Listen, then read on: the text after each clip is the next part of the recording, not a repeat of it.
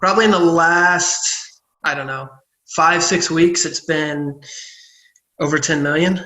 Dude, what? Welcome to Sales Secrets with Brandon Bornancin. On the daily, Brandon shares new secrets to help maximize sales and make more money today. Never miss a show by hitting the subscribe button now. Hello, everyone. It's Brandon Bornancin. I am with one of our amazing users, DJ Hume with LifeThreads. And on this video, he's going to tell us his amazing journey from building this company to generating a lot of success in sales. And I can't wait to dive in. DJ, thanks so much for joining us today. I appreciate you having me here, Brandon. So, I got an alert that you won President's Club. Mm-hmm. And I can't wait to hear about it. But can you so first off, in total, how much in sales have you been able to generate? Probably just because it's part of healthcare and everything, probably in the last, 5-6 weeks, it's been over 10 million. Dude, what? Right, yeah. What? Yeah. So you passed the 6-figure club and the 7-figure club, and now you're the second member. Are we making a new club? 8-figure club was never created until Dan from the software company hit the 8-figure club. Yeah. You're going to now be a founding member of the 8-figure club. So 5 months? No, in the last 2 months. Oh, okay. So hold on. 10 million in the last how many months? Just in the last couple months, we've taken our business here at LifeThreads from $1 million in sales over the year to 10 million in the last 2 months. 8-figure club? Dude, my mind's blown. My heart's racing. I mean, that's amazing. We've got the 6-figure club and the 7-figure club. You literally did 9. Hold on. What is going on here? Get out of here. 9 7-figure clubs, and then in 60 days or 90 days, do you think? Basically, ever since the coronavirus and everything started, that's when it took off. 60 days. Yeah. 60 days? 10x? Millions? What the hell, dude? My mind's blown. I've never heard of a success story like that before. Dude, okay. Right place, right time was seamless. Dude, so amazing. I'm so happy for you. Congratulations to you, your company, your family. And I know you were just telling me you went through the same accelerator that Seamless went through, and your previous company failed. So I'd love to give the audience your background. Who are you, and what's been your experience from the beginning to where you're at today? Because that's incredible. Now you're in the 8-figure club, over 10 million in sales, where dreams come true and are made of. But I'm sure it wasn't like that every step of the way, right? No, it wasn't even close to that. So Brandon, I would say a little bit about my background. So I'm 27 years old, and I think just in my short career, I've done so much. I've failed so many times, it's not even funny. But to give everyone a little bit of background, so I went to school up in a small school called Grand Rapids or Davenport in Grand Rapids, Michigan. Awesome. And then after I finished school, I started with a very small company in Dayton, Ohio. Healthcare sales. I was kind of their first salesman. Super green, kind of learn as I went, which was a blessing in disguise at the time, because I was, employee number 10. So before I knew it, I was wearing 10 hats and I didn't even realize it, learning sales, learning customer service. So that really accelerated my growth just out of the gates. And then through that, I actually started my first company kind of more as a side hustle. Maybe a year later, it was a healthcare company, software. Didn't even know what a business plan was at the time. So probably over about 12 months, I was figuring out how does a startup work? What do I do?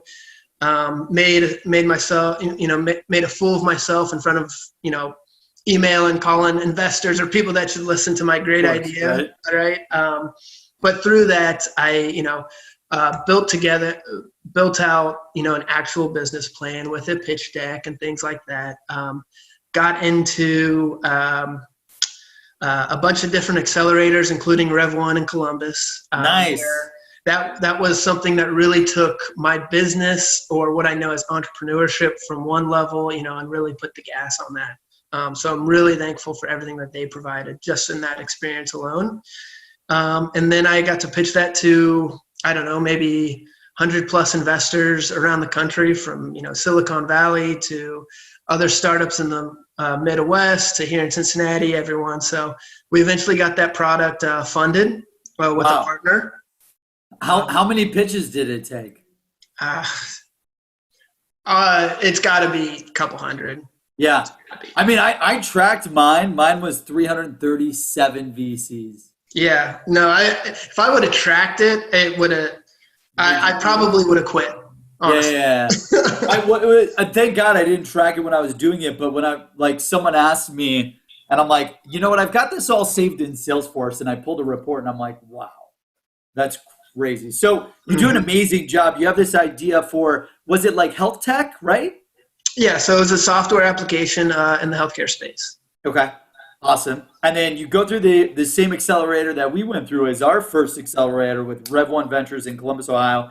Great people. They work with you on product and everything. Awesome. You learn like a PhD, MBA in entrepreneurship in that first 4 weeks, 8 weeks, whatever it is.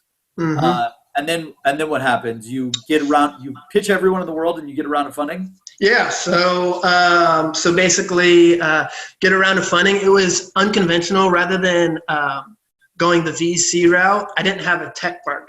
That was very difficult to find, at least then here in the Midwest. So it's so hard. So I partnered with a company, and they were going to bring the tech, but I had to give up half the company, which I was like, hey, at the end of the day, I'm here for the product. Well, fast forward, as that develops, I basically aligned a couple beta customers, and 12 months later, it kind of all falls apart. They have other projects that's actually making money for them at the time, and it kind of just fizzled out and ended up failing. That's tough, man. I get it, because I've been there multiple times. So you go through this really tough experience where you fundraise for the company, you struggle to find a tech partner, you build this thing up, and it basically fails. Yep. You probably learn a ton. Now what? Because you're probably like how I was when my second company failed, down and out, lost everything, broke, at the bottom of the barrel. Yeah. Mentally, physically, emotionally, spiritually broken. Like I felt like I was pretty much broken after I ran in mobile, my second startup, for 3.5 years and lost millions of dollars in everything I owned and went $100K in debt. Tell me about like your thought process when you knew that it was over. Yeah. So, I mean, I was fortunate enough where it didn't really hit me financially. That's great. The way I structured it, I never really had to put too much money out on the table other than when I was initially pitching it. So that was a relief in itself. But I did feel that I let down, there was a lot of people that I made promises to or committed to, and we had a vision together that I eventually let down. So, it was really tough to go back to them and say, hey, I know this was our goal, but it's not going to happen. What I did do, I was very transparent. I was open with all the customers that I was working with at the time. And they were really understanding. So it did suck. It sucked a lot. I didn't want to tell my friends about it. I was just hoping no one would ask me about it. Yeah, I was like, maybe they'll just forget about this whole startup thing that I was like telling everyone about a year ago. Yeah. So I was trying to keep that kind of on the DL. Yep, totally get it. But there is a silver lining in everything. So although I was down and out, actually my first company alone that was going to use this application, I since moved on after a couple of years there. they were going to purchase the application. And then they're like, you know what? We really don't want to go this route, but DJ, we do believe in this vision. Can you come on as a 1099 contractor and build this, and we'll just support you with like the tech team. So I kind of got to rebuild the application on a very small scale with them, and that's kind of what I see as my win when it comes to that. That's awesome. That's awesome. So your former company hires you to build this, Mm-hmm. and then, where does it take you from there? And so all of this was a side hustle, by the way. I'm still like a full-time working in other healthcare sales jobs, whatever it might be. It eventually landed me into the role that I'm at today. Through all those experiences, which is at LifeThreads, became their VP of sales about, 12, 13 months ago. Congrats. And what attracted you to them and them to you? Man, it was just relationships. I mean, it was like friend of a friend. I felt like I had all these things, all these failures, everything that I've done kind of building up to this. I never even submitted a resume or anything like that, right? It was more people calling me. Wild. Which was really cool. I mean, that in itself was so interesting to see. It was all about who I knew, not what I knew. So over the years, I was kind of building up rapport with both customers that I had, with people that I worked with, mentors. They all had, great things to say. So in one of my old jobs, I somehow got connected with the CEO who was struggling to really penetrate the what would I call it? The commercial side of healthcare sales. Yep. And we got connected. He flew me out. We went out to New York and we were chatting. And after one day hanging out, we're like, all of us not only business wise are aligned, but as people and how we can work together directly aligned. So it was just a natural fit. That's awesome. So you guys meet and he's like, hey, we need someone to run sales. You're like, all right, I'm the person. Mm-hmm. And where's the company located? So the company's based out of New York. Okay. And awesome. then I work out of Cincinnati from home, but most of the time I'm either traveling or I'll work out of New York occasionally. Yeah. The great way to maximize productivity. Mm-hmm. It's funny. Now I've got like a 20,000 square foot office space, and like now that everyone's on lock, I love it because my productivity probably doubled with the amount of time that I just have right here. No distractions. It's amazing. Yeah. Awesome. So you become VP of sales, and tell me about the journey from you just joined, and then I don't know, when did you hear about Seamless, and then what did you do from the day that you joined to getting to $1 million and then 10 million? Like, tell me this crazy journey of success and failure, right? Yeah. So I mean, I'll kind of back up to originally starting as VP of sales. I really thought at the time, I was like, I know I'm the guy, but I was like, man, I don't know if I'm the guy. It was like 50-50 shot. So I'm like, I said I know how to do these things, but let's see if I actually know how to do it. Yep. So a lot of it was trial and error. I knew the market really well, but I didn't know how to scale from essentially zero to anything. I've done it, with help, or I may have had a mentor or something like that. But this was like the first time I was on my own. They gave me the keys and they were like, "We're following your lead." So awesome. So there's a lot of trial there. Yeah, exactly. I mean, I wouldn't want it any other way. I really feel like that every day, man. I don't know if I really know what I'm doing. Yeah. So we had, probably the first 6 months, it was testing things. There were different markets that we were going into. I was figuring out, we didn't even have a CRM in place before I got on board. So it was getting a lot of these things in place. A lot of the foundations to scale sales. Exactly. So then we were, our products in our market, we as an organization, we had a completely different base. It was more like the retail side that was like driving our business at the time. And I had no interest in that side of it. So I'm also trying to navigate, how do we go direct to consumer or in the healthcare space, which has a lot better customers, there's all these different benefits, but how do I get everyone else on board with that? So a lot of it was not only building out the plan, but also, getting people to understand what the vision is. So that was probably the first 6 months. And then a lot of the board chewing out my ass, asking about like, where's the sales? And, because you switched the strategy. Now, this strategy, so what was the strategy before, and then what were you trying to pivot it to again? So we were probably 90% retail based. So at LifeThreads, we sell a innovative textile, but at the end of the day, it's a scrub. But it's got some, technology to it, things like that. Our base was retail customers, small mom and pop, countrywide, throughout the U.S. That was our base. That's where where we went as an organization for the last, we founded in 2015. So last 4 years or so, that's all we really focused on.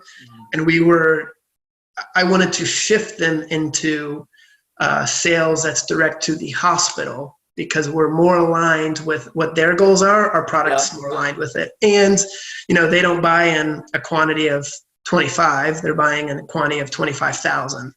Oh my gosh. Yeah. So you're like, okay, we got to go B2B essentially.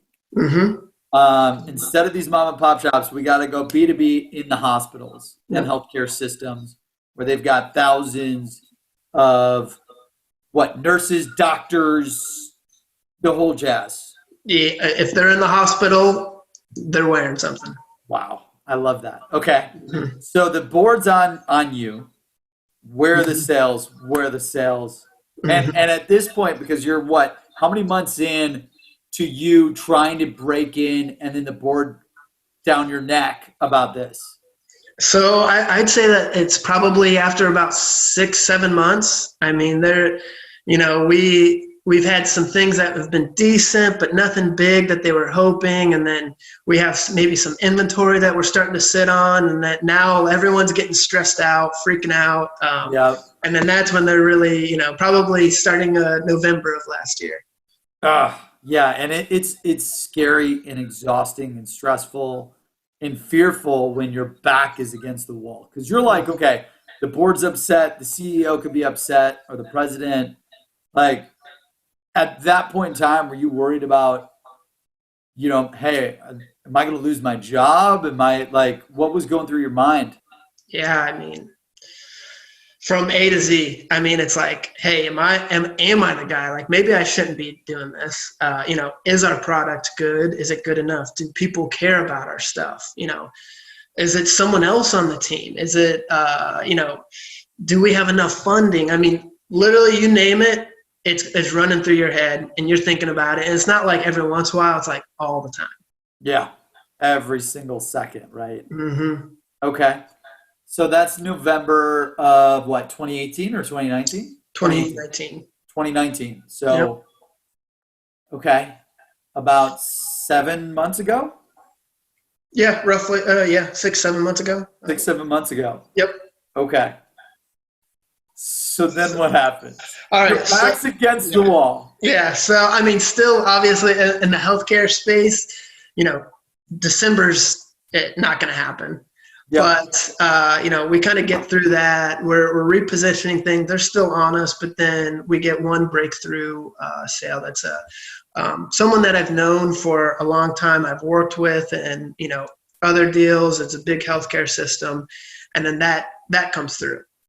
That was probably, I don't know, February-ish. Awesome. So that was great. It's like, all right. Is that a probably like a 6-figure deal? Yeah. So, I mean, any of these, like any health system, depending on the deal, it's probably a 7-figure deal.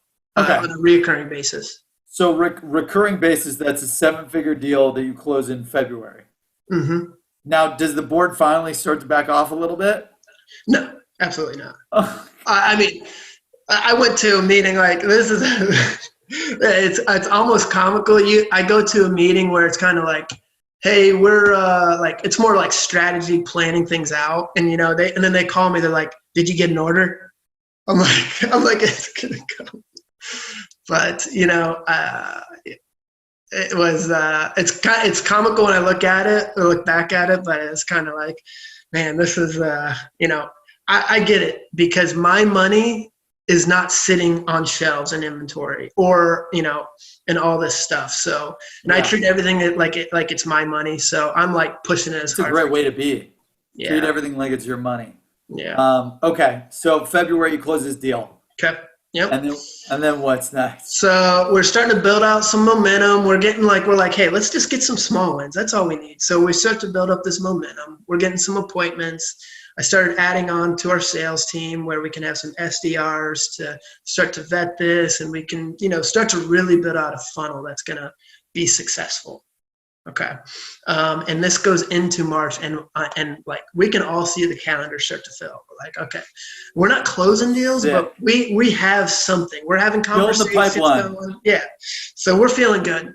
And then about March 15th, as we all know, like COVID-19 hits, and all my appointments, right, because we're tracking every week, literally goes from like probably, pretty packed every single day to everything's canceled. No. I'm like, oh man, we just had this momentum. So so go through that, and I'm like, this is not going to be whole good. pipeline dead, basically. This is like, I was like, I don't know what's going to happen, but this is like I can't call someone and be like, please talk about this when you have the, so I'm like sitting there like, oh. But then I have probably don't even know what to think at that point. Like, yeah. Like I remember it because it was happening to us in our business. Mm-hmm. And you're just like, how do we operate, survive and thrive in this uncertain time? Yep. You're sitting there, full calendar, March 15th hits, everything's empty. Mm-hmm. So then, I don't know, maybe a week passes, and our CEO, he calls me. He's like, hey, what do you think about this mask business? What do you think about this PPE stuff, like masks and stuff like that?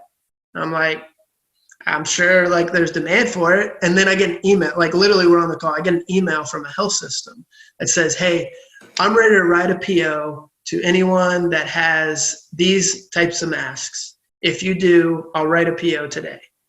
And I'm like on the phone with them, I'm like, well, I just got an email from this huge health system that wants to order this many. It's like, you think we can get these?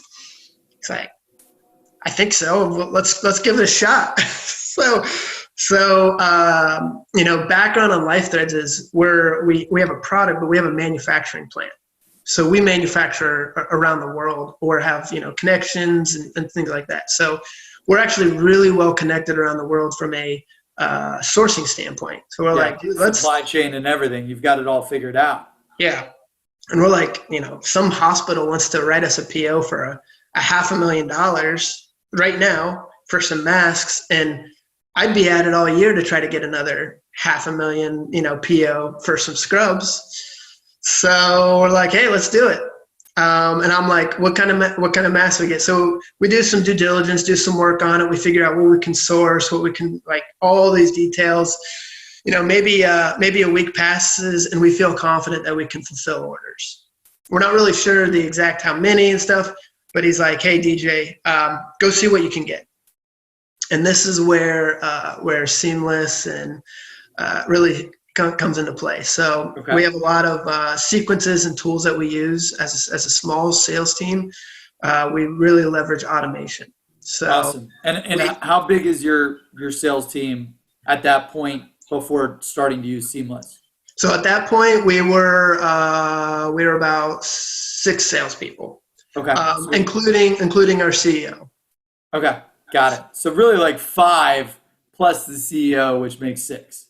If you got a LifeThreads email, I'm making you sell. Awesome. Love it. That's amazing. So I was like, all right, well, let's give it a shot. So I load up, I put together a plan. I'm like, hey, we want to target these titles, these type of people, put it together. I need this list, by Monday. And then And then I put everything together, just like the sequences and everything, and I blasted out on Monday morning. Okay? And was this with Seamless or before Seamless? I was using Seamless to get these contacts. Awesome. And then how did you hear about Seamless? Just curious. I think I found it just from seeing you on LinkedIn. Yeah. Awesome. So you saw me on LinkedIn or Seamless all over LinkedIn, and then you're like, hey, all right, I got to check this out. I got to build this list. Yeah. Reach out to all these health systems. I mean, I was trying anything at that point. I didn't have contacts. I didn't have a list. I was like, I don't even know where to start. So, awesome. Well, I'm glad you found us. Okay, so you joined Seamless, and then you built this big list. Yeah.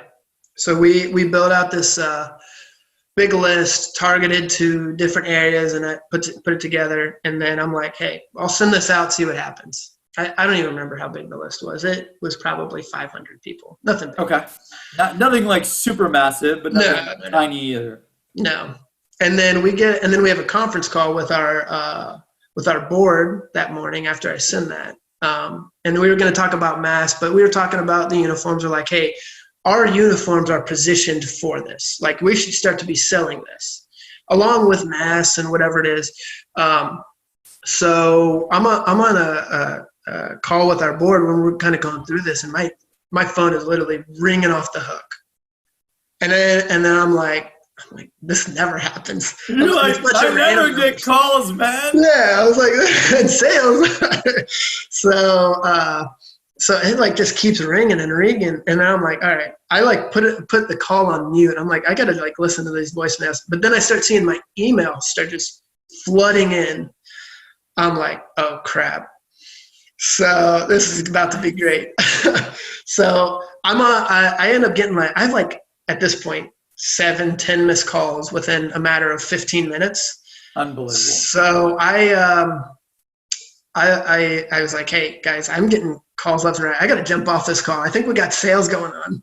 Yeah. And they're like, yeah, get off. Get off. Like, go. Get off the phone. Go. Yeah. So just that day alone, I mean, I don't even know the number, but we had the right things in place. We found the right people to attract, and then we started, from there, we started, supplying masks. And our whole intention was, hey, if we don't need to necessarily make a ton of money on masks. We just want to get more customers and build relationships so we can sell scrubs. That's our whole intention. That was my intention from the get-go.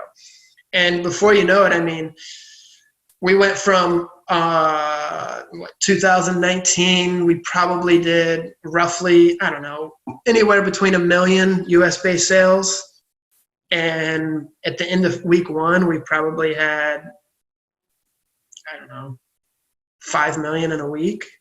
Maybe not 5 million, but like something insane. God, dude. Something insane. So literally within a week, building the list, blasting the list, 5 million in a week. Yeah, it might not be that much, but I mean, it was so much where I was like, no, what do you mean? Yes, that's a shitload, dude. Yes.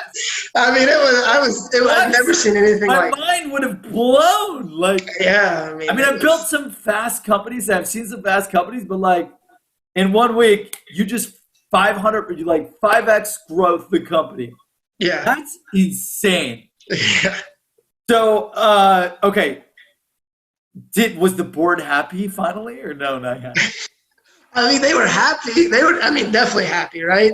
But at the same time, I feel like they were still a little bit like, can we sell some scrubs too? I'm like, listen, if we fulfill on this and we kind of get our partners, our healthcare systems out of the hole, scrubs won't be a problem. Like, that'll come. So was your mind blown when you just sold in a week $5 million worth of product? Yeah, I mean, honestly, Brandon, my mind was blown, but I also was so nervous to see if we can actually fulfill this and execute this that I didn't even have time to sit back and like high five. I was like off to the next one. Like, okay, now I need to make sure I keep track of these people. How are we going to manage these orders? Make sure that they know what's going on, because we got lives on the line. Like, I didn't even have time to celebrate. Yeah. Yeah, because you're like you're flying, like you're building a plane in midair while you're flying it, Hmm. while it's on fire, Yeah. essentially, which is like entrepreneurship. Hmm. That's incredible. Yeah. So first week, massive success, and you still have to figure out, okay, how do we make sure that we deliver on what we sell? Walk me through. That was like what, the first week of March or like middle of March, or what was Yeah, it that? must have been middle to end of March. Okay, and then because I know you're over 10 now, so Hmm. walk me through the next phase of after the first week. What happens? Yeah. So, so we get some deliveries in, and I'm like, all right, let's spread the love against these POs, make sure that they know that we're legit. Because for everyone that doesn't know, these healthcare systems were put in a very bad situation when it comes to sourcing products, where they weren't sure who they were buying from, if they're trustworthy, all that stuff. So I was like, listen, I need to be number one on their trust list. So we distribute and say, hey, I don't want your money until we fulfill. And we start doing that, because I want to build relationship, rapport, and all that. Yep. So, we start to get some mass in. I start sending that out, and then our team gets together. And I'm like, all right, they trust us, or and now they're asking me for this laundry list of other stuff. It's like, Oh my gosh. can you guys get that? And literally, it was just product after product, where we just took it step by step and had our team go source the next product and how long it's going to be, and then and then the next product. Wow. So the difference between the first week to like the next month, when you basically doubled, you went from 1 to 5, then you went from 5 to 10 in the next 4 weeks. Is that about right? Yep. Was the 5 to 10 that you generated, was that net new, or was that upselling the 5 million that you closed off of the first list? I'm just curious. Was it like constant net new? Was it a mix of net new and upsells? Like, share with us, how that went. Yeah, it was a combination of both. Probably half and half. What I did, I kind of was like, hey, obviously this list thing works. So I started generating more lists, and I was like, hey, let's target some other people, right? So I'm doing that, but I was like, but let's not like get way over and try to be someone that we're not, right? I want to make sure that we fulfill. So we were starting to get, I wanted to put some new feelers out there, some in-mails, some sequences. So we started targeting some other people. And at the same time, we're building relationships, and these health systems, they all know each other. So before I know it, I'm getting so many references. They're like, hey, this guy, they respond, they fulfilled, they did this. So I'm getting reference left and right. They're like, hey, I talked to so-and-so who's got this, and they said to call you. Unbelievable, man. Yeah. So, salesperson's dream. They're calling you. What? So you literally build this list, over $10 million in less than 60. I mean, the real number is like 45 days. Yeah. 10 mil in 40. I mean, I do not know. I hope you hold the record for a very long time from 0 to the 8-figure club. That is incredible, man. I'm like so happy for you, so happy for your company, and like how many people that you could hire, how many people that you could help. LifeThreads, like that you could hire at LifeThreads, provide for their families, pay for mortgages, make I'd love to hear from you. It just goes to show you that like you're literally just one list away from the life you want, the sales you want, the family you want, the cars, the houses, the employees, everything that you want in life is just one list away. Mm-hmm. Yeah. I mean, obviously our scale was not something that we were planning on. Like this was never in our deck of cards. You can't like forecast this deal. Yeah, exactly. And there's so much, potential that we haven't even reached yet, but it's also opened our eyes up to, the opportunities. We were so focused on our one thing that, maybe that's not what the market wanted. They wanted, the go-to person or just a couple people that can handle a lot of different things. And most importantly, they want someone that they can trust. Yeah, that's amazing, man. What first off, congrats. Now I'm gonna have to get this. That now that you're the second person in the 8-figure club that I know of, because I know there's a lot more. Like we have thousands of people in President's Club, and I just got to figure out, who won 6, who won 7. You went over 9 7-figure awards. You're in our 8-figure club, which we got to get on the site and design. I think I'm going to do a mix of the gold and the silver in one record, which would be really cool. And now the goal is, DJ, we got to get you to the 10-figure club. Yeah. How quickly do you think we can get you to the 10-figure club? Honestly, oh man. 12 months? It could happen. I don't know. Let's do it. It could happen. Let's get you the first person in the 9-figure club. Yeah, go from one. 1 to 101. 1 to 101. That would be in the record books forever. I know. I mean, 1 to 10 in one is still record books. Yeah. Dude, I'm so proud of you. Congrats to you, your team. Like, you guys deserve it. I'm so excited to get the 8-figure club award designed for you, shipped to you guys. And I'll make sure that Karen, our ops person, we have all the requirements on what you want on the award. And then what advice do you have for salespeople, marketers, entrepreneurs out there who are just getting started using Seamless and just getting started in sales from everything that you've learned throughout your journey? What piece of advice can you leave everyone who's dying to get into the 7-figure club, 8-figure club, 6-figure club and join you? Yeah. Yeah. So sales is just like starting a company, just like entrepreneurship. Sales is a roller coaster ride, ups and downs, and more downs than ups, unfortunately, especially starting out. And there were a lot of times that I wanted to quit. It would have been easier to go get, a corporate job where I can just stay in my lane and collect a paycheck, whatever that might be. But the important thing is the people that make, clubs like this are the people that stick with it through thick and thin. The people that get up, get to work, don't make excuses. If there's something that goes wrong, I always try to point the finger at myself first. And when you have that kind of attitude, when you have that kind of, thinking on a daily basis that all you want to do is win, great things are going to come. It's just a matter of time. Ah, that's such great advice, man. DJ with LifeThreads, man, congratulations to you, your family, your company, your team. We're so happy for you. I can't wait. It's amazing because during tough economic times, you hear a lot about the bad, but there's still amazing people doing amazing things, driving amazing results. And also your company's saving people's lives.